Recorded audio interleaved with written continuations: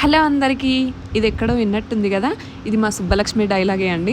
So ఈ డైలాగ్ని ఎవరం beat చేయలేమనే చెప్తాను నేను. ఫస్ట్ సిరీస్ మేక్ ఓవర్ సిరీస్లో తను గివ్ అవే ఇచ్చినప్పుడు మనోజ్ఞకి చాలా బ్యూటిఫుల్ లుక్ ఇచ్చాము.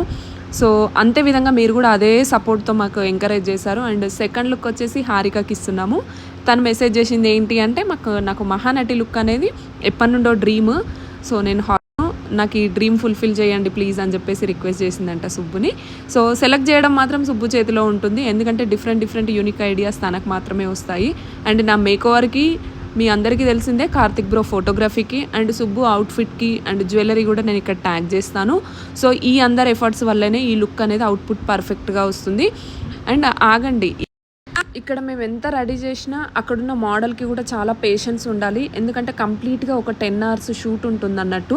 మేము ఇచ్చే ఈ 30 secondsకి ఈజీగా 8 to 9 hours అయితే కంపల్సరీ కష్టపడాల్సి ఉంటుంది. ఇంకెందుకు లేట్, ఇక్కడ మహానటిలో ఉందా లేదా మీరే కమెంట్ చేయండి. Thank you so much.